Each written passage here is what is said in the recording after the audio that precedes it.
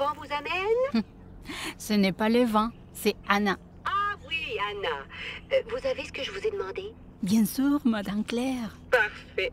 Deuxième porte à gauche en bas de l'escalier. Voyante de l'archéologie. Le balado présenté par Archéo-Québec.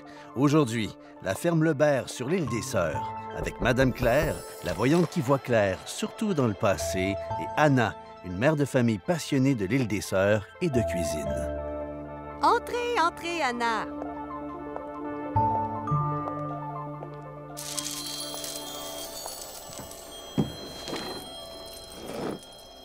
Comme convenu, je vous ai apporté les 3 objets. Un caillou de l'île des Sœurs, un enregistrement du trafic sur le pont Champlain, ouf, et la recette de poulet grillé avec le riz vert à la péruvienne de ma grand-mère. Tenez. Merci, Anna. Passez-moi d'abord la recette. Ça va être pour le souper ce soir. Maintenant, laissez-moi me concentrer sur le pont Champlain et l'île des Sœurs. Vous avez des sœurs, Anna? Oui, 2, Rosario et Carmencita. Mais elles habitent au Pérou. Oh, c'est pas grave. Je vois quand même des sœurs et une île. Le centre-ville de Montréal, pas loin. Le pont Champlain. Des travaux. Beaucoup de travaux. Ah, je vois... Oh, aïe. Qu'est-ce qu'il y a? Je me concentrais sur votre caillou, puis je vois que j'en ai un dans ma chaussure. Avec tous ces travaux, il y a des cailloux partout. Je me concentre encore. Je vois sous le pont des ruines. Je vois une maison. Ah, ce n'est pas une maison, c'est un manoir. Non, un château, un palais. Ah oui, je vois un immense palais avec des trésors cachés, des bijoux, de l'or, de l'argent. Madame Claire. Je sens que j'ai exagéré.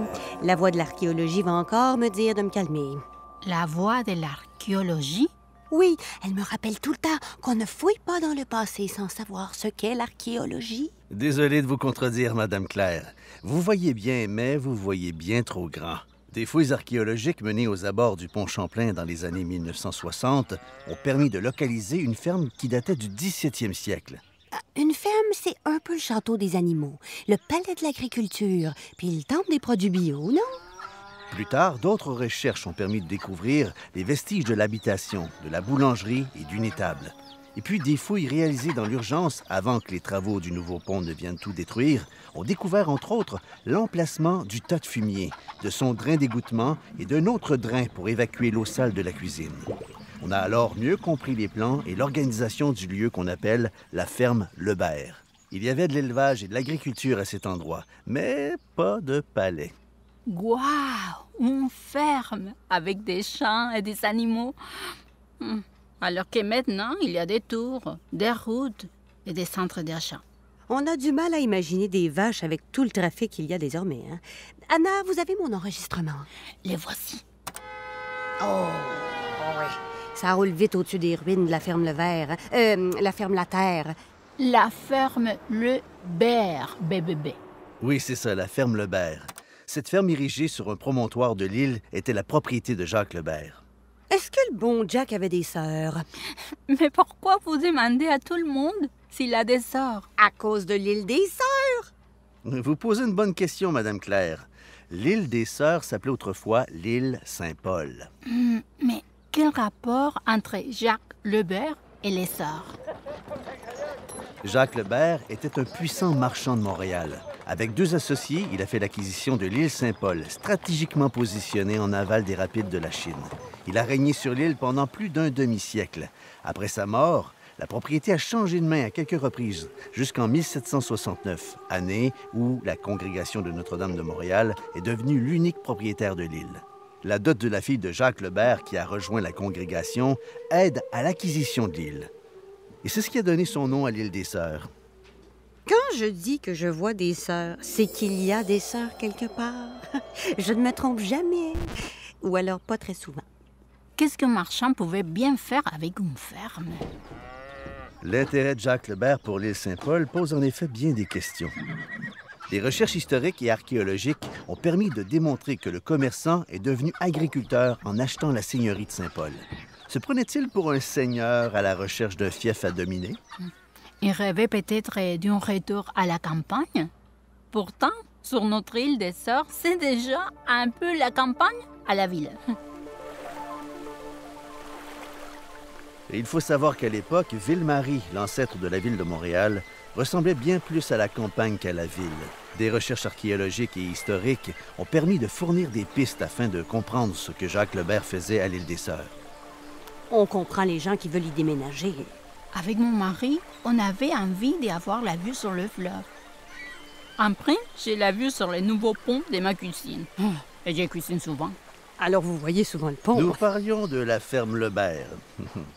Au 17e siècle, la ferme couvrait le tiers de l'île Saint-Paul.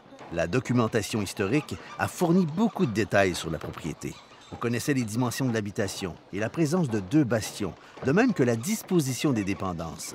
Les dernières fouilles ont permis de comprendre que les fortifications ont été ajoutées après et qu'une partie de celles-ci ont été bâties pour le paraître, alors qu'une autre servait vraiment de protection.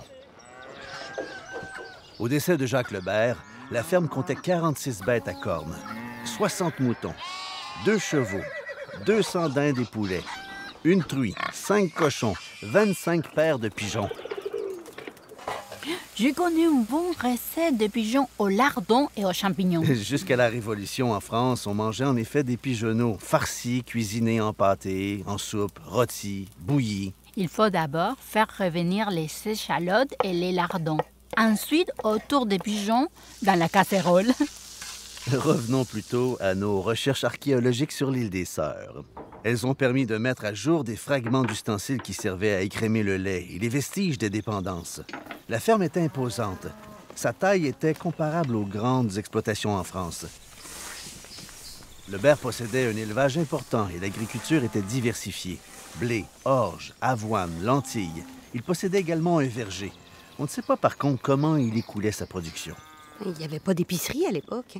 Encore moins de commandes en ligne. Une partie des produits de la ferme Lebert devait sans doute prendre le chemin du marché public de Montréal. Le marchand est donc devenu fermier pour aller au marché. Comme c'est amusant. Jacques Lebert n'habitait pas sur sa ferme qui était tenue par des serviteurs. Alors que faisait-il exactement de cette propriété? Les archéologues se sont demandé si la fouille et l'analyse des artefacts trouvés sur place pouvaient révéler d'autres activités que l'agriculture. Certains archéologues pensaient que Lebert s'adonnait à la traite de fourrure. Mais ce n'était qu'une hypothèse. Il faudrait faire une étude qui intègre plusieurs sites pour déterminer les raisons des schémas d'occupation de Lebert. On dirait que les archéologues sont des enquêteurs qui doutent sans cesse. C'est pour ça qu'ils cherchent. Les archéologues recherchent en effet des preuves, à partir desquelles ils émettent des hypothèses. Les études réalisées dans les années 1990 sur le site de la ferme Lebert ont permis de constater que seuls quelques objets archéologiques trouvés sur place pouvaient être liés à la traite des fourrures. Des lames de couteau pliants, des épingles en fer et des perles de verre. S'il y a eu traite à cet endroit, il en subsistait donc très peu de traces. On ne saura peut-être jamais si Lebert faisait de la traite sur sa ferme alors. Les dernières fouilles qui avaient pour objectif de vider le site menacé par les travaux du nouveau pont Champlain ont finalement permis aux archéologues d'affirmer qu'il n'y avait jamais eu de traite de fourrure à la ferme Lebert. Ce Lebert, c'était malgré tout un fameux businessman. L'histoire de Jacques Lebert, dit La Rose, débute bien avant son installation à Ville-Marie en 1657. À 20 ans, il fait du commerce de morues. Il se joint ensuite à une compagnie de traite en Acadie. Il rencontre Charles Lemoine, qui devient son beau-frère et son associé. Il construit une maison rue Saint-Paul à proximité du port et des principales communautés religieuses. Un endroit stratégique pour un commerçant. Aïe, aïe, aïe! Monsieur Lebert savait faire des affaires. Dites donc, Anna, vous faites des verres sans en avoir l'air. Au fur et à mesure que son empire commercial s'agrandit, Jacques Lebert achète des terres dans toute la région de Montréal. Outre son domaine de l'île Saint-Paul, il possède plusieurs immeubles rue Saint-Paul à Montréal, un fief à Sanneville dans l'ouest de l'île de Montréal avec un moulin, une propriété à la Chine et une autre à la place royale de Québec. Et il y avait peut-être aussi un appartement en Floride. Je blague.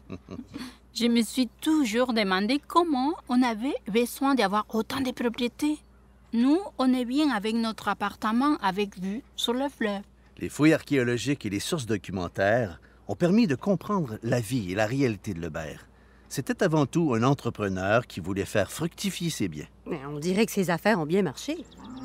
La ferme Lebert était opulente et prospère. Les gens qui y vivaient avaient un niveau de vie relativement aisé. Après la mort de Lebert, on a continué de faire de l'exploitation agricole jusqu'en 1957, lorsque les religieuses ont cessé leurs activités. C'est à cette époque que l'île des Sœurs a été confiée à des promoteurs. L'urbanisation galopante menaçait dès lors le site Lebert de la destruction. C'est pourquoi les archéologues ont entrepris des fouilles pour le sauvegarder et retirer assez d'informations afin de comprendre les modes de vie, les méthodes d'exploitation agricole et l'usage des lieux. Mais ce monsieur Lebert, il n'était quand même pas le premier à occuper l'île des Sœurs. Ouais, sinon, on aurait pu l'appeler l'île Lebert. Les fouilles ont aussi révélé à quel point le sous-sol de l'île des Sœurs a conservé des traces d'occupation qui datent de la période préhistorique. La terre de l'île n'a peut-être pas tout dit. Cache-t-elle d'autres données sur le passé? Qui sait ce qu'il y a sous les fondations de notre immeuble? Il y a peut-être encore des choses à raconter sur les dessous du pont Champlain et les rives de Saint-Laurent.